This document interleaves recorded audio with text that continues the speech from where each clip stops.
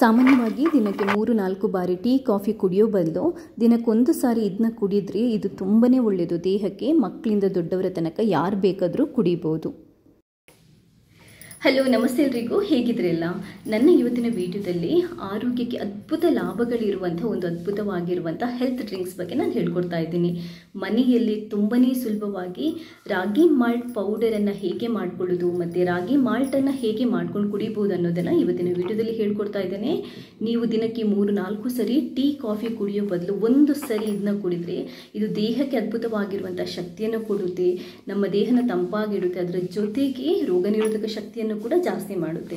ಚಿಕ್ಕ ಮಕ್ಕಳಿಂದ ಹಿಡಿದು ದೊಡ್ಡವರ ತನಕ ಇದನ್ನ ಯಾರು ಬೇಕಾದರೂ ಕುಡಿಬೋದು.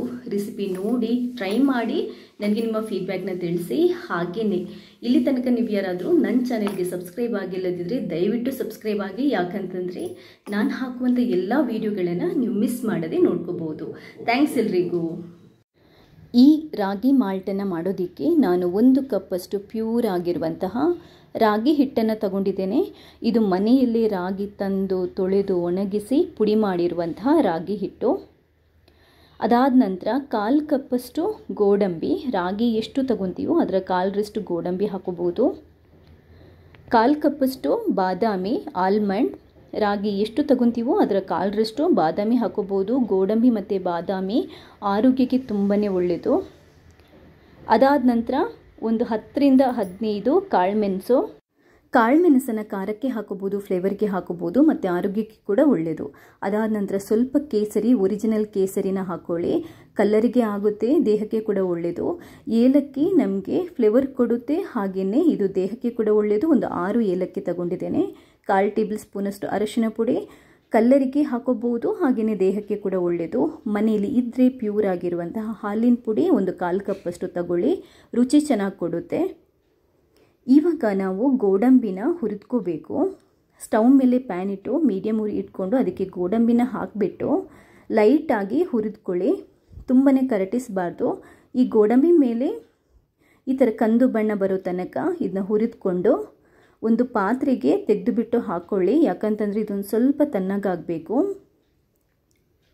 ಅದಾದ ನಂತರ ಇವಾಗ ಬಾದಾಮಿನ ಹುರಿದ್ಕೊಳ್ಳಿ. ಗೋಡಂಬಿ ಬಾದಾಮಿ ಒಟ್ಟಿಗೆ ಹುರಿದ್ಕೊಳ್ಳೋಕ್ಕಾಗಲ್ಲ, ಯಾಕಂತಂದರೆ ಎರಡಕ್ಕೂ ನಮಗೆ ಡಿಫ್ರೆಂಟ್ ಆಗಿರುವಂತಹ ಟೈಮ್ ಬೇಕಾಗುತ್ತೆ. ಬಾದಾಮಿ ಮೇಲೆ ಕೂಡ ಅಷ್ಟೇ ಸ್ವಲ್ಪ ಬ್ರೌನ್ ಕಲರ್ ಬರೋ ತನಕ ಹುರಿದ್ಕೊಂಡು ಇದನ್ನು ಕೂಡ ಅದೇ ಪಾತ್ರೆಗೆ ತೆಗೆದಿಟ್ಕೊಳ್ಳಿ. ಇವಾಗ ಉರಿನ ಕಂಪ್ಲೀಟ್ ಡೌನ್ ಮಾಡ್ಕೊಳ್ಳಿ, ಕಮ್ಮಿ ಮಾಡಿಕೊಂಡು ಮತ್ತೆ ಪ್ಯಾನನ್ನು ಇಟ್ಬಿಟ್ಟು ರಾಗಿ ಪುಡಿ ಇದೆಯಲ್ಲ, ರಾಗಿ ಪುಡಿಯನ್ನು ಕೂಡ ನಾವು ಹುರಿದ್ಕೋಬೇಕು. ಯಾಕಂತಂದರೆ ರಾಗಿ ಪುಡಿ ಹಸಿ ಇರುತ್ತೆ, ಇದನ್ನ ಒಂದು ಸ್ವಲ್ಪ ಹುರಿದ್ಕೊಂಡೇ ನಾವು ಮಾಲ್ಟಿಗೆ ಹಾಕುವಂಥದ್ದು. ತುಂಬಾ ಕಮ್ಮಿ ಉರಿ ಇಟ್ಕೊಂಡು 1-2 ನಿಮಿಷ ನಾವು ಇದನ್ನ ಹುರಿದ್ಕೋಬೇಕು. ಹಸಿ ಫ್ಲೇವರ್ ಹೋಗಿ ಎಲ್ಲ ಬಿಸಿ ಆದ ನಂತರ ನಿಮಗೆ ಅದೊಂಥರ ಅರೋಮಾ ಬರುತ್ತೆ, ಘಮ ಅಂತ, ಅಷ್ಟೊತ್ತು ತನಕ ಹುರಿದ್ಕೋಬೇಕು, ಕರಟಿಸಬೇಡಿ. ಅದಾದ ನಂತರ ಸ್ಟವ್ ಬಂದ್ ಮಾಡಿಬಿಟ್ಟು ಇದನ್ನ ಚೂರು ತಣ್ಣಗೆ ಮಾಡ್ಕೊಳ್ಳಿ. ನೆಕ್ಸ್ಟ್ ಇದನ್ನ ಒಂದು ಮಿಕ್ಸಿಂಗ್ ಬೌಲಿಗೆ ಹಾಕ್ಕೊಳ್ಳಿ. ಮಿಕ್ಸಿಂಗ್ ಬೌಲಿಗೆ ಹಾಕ್ಕೊಂಡು ರೆಡಿ ಮಾಡಿ ಇಟ್ಕೊಳ್ಳಿ. ಅಷ್ಟೊತ್ತಿಗೆ ನಾವು ಈ ಬಾದಾಮಿ ಗೋಡಂಬಿ ಇರುತ್ತಲ್ವ ಅದನ್ನ ಮಿಕ್ಸ್ ಮಾಡಿಕೊಂಡು ಮಿಕ್ಸಿಗೆ ಹಾಕಿಬಿಟ್ಟು ಪುಡಿ ಮಾಡ್ಕೋಬೇಕು. ಕಾಳುಮೆಣಸು, ಕೇಸರಿ ಮತ್ತು ಏಲಕ್ಕಿ ಬೀಜ ತೆಗೆದು ಹಾಕ್ಕೊಳ್ಳಿ. ಅರಿಶಿನ ಪುಡಿ ಮತ್ತು ಹಾಲಿನ ಪುಡಿ ಕೊನೆಯದಾಗಿ ಸೇರಿಸ್ಕೊಳ್ಳೋದು, ಅದನ್ನೇನು ಗ್ರೈಂಡ್ ಮಾಡೋ ಅವಶ್ಯಕತೆ ಇಲ್ಲ.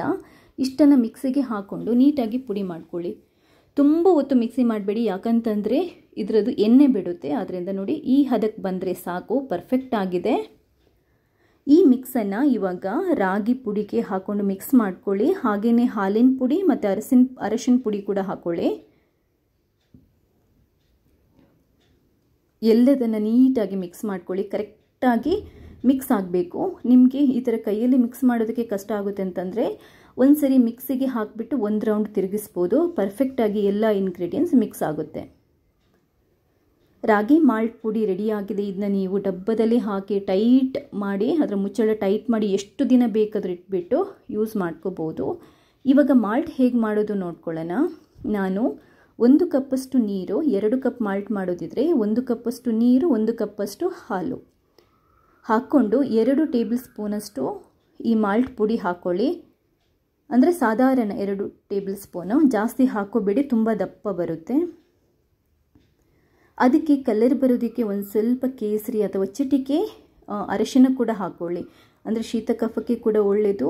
ಸಿಹಿಗೆ ಬೆಲ್ಲ ಹಾಕೋಬೋದು, ಸಕ್ಕರೆ ಅಷ್ಟೊಂದು ಒಳ್ಳೆಯದಲ್ಲ. ಅದಾದ ನಂತರ ಇಲ್ಲದಿದ್ದರೆ ತಣ್ಣಗಾದ ನಂತರ ನೀವು ಹನಿ ಬೇಕಾದರೂ ಸೇರಿಸ್ಕೋಬೋದು. ಇಷ್ಟನ್ನು ಇವಾಗ ನಾವು ಕುದೀಲಿಕ್ಕೆ ಇಡಬೇಕು. ಇದು ಚೆನ್ನಾಗಿ ಕುದೀಬೇಕು, ಚೆನ್ನಾಗಿ ಮಿಕ್ಸ್ ಮಾಡ್ಕೊಂಡು ಕುದಿಸ್ಕೊಳ್ಳಿ. ಮಿಕ್ಸ್ ಮಾಡ್ತಾನೇ ಇರಿ, ಇಲ್ಲದಿದ್ದರೆ ಅದು ಗಂಟು ಗಂಟಾಗುತ್ತೆ. ಆದ್ದರಿಂದ ನೀವು ರಾಗಿ ಪುಡಿ ಮಾಲ್ಟ್ ಪುಡಿ ಹಾಕಿದ ನಂತರ ಮಿಕ್ಸ್ ಮಾಡ್ತಾನೇ ಇರಬೇಕು. ನೀಟಾಗಿ ಮಿಕ್ಸ್ ಮಾಡಿಕೊಂಡು ಒಂದ್ಸರಿ ಕುದಿದಾದ ನಂತರ ಅದನ್ನು ಸ್ವಲ್ಪ ದಪ್ಪ ಆಗೋ ತನಕ ಮೀಡಿಯಮ್ ಉರಿಯಲ್ಲಿ ಇಟ್ಕೊಂಡು ಆಮೇಲೆ ತೆಗೆದುಬಿಡ್ಬೋದು.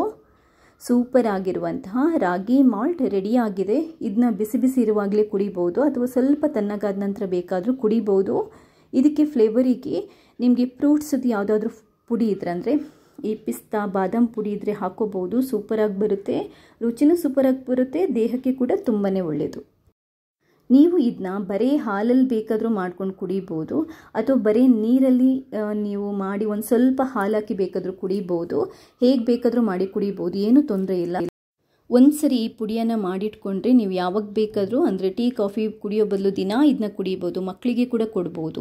ಸಖತ್ ಶಕ್ತಿ, ಎನರ್ಜಿ, ಅದಾದ ನಂತರ ರೋಗ ನಿರೋಧಕ ಶಕ್ತಿಯನ್ನು ಎಲ್ಲ ವೃದ್ಧಿಸುತ್ತೆ. ಇದು ತುಂಬಾ ಒಳ್ಳೆಯದು. ರೆಸಿಪಿ ಇಷ್ಟ ಆದರೆ ಲೈಕ್ ಮಾಡಿ, ಹಾಗೆಯೇ ಶೇರ್ ಮಾಡಿ. ಇಲ್ಲಿ ತನಕ ನೀವು ನನ್ನ ಚಾನೆಲ್ಗೆ ಸಬ್ಸ್ಕ್ರೈಬ್ ಆಗಿಲ್ಲದಿದ್ದರೆ ಸಬ್ಸ್ಕ್ರೈಬ್ ಆಗಿ. ಥ್ಯಾಂಕ್ಸ್.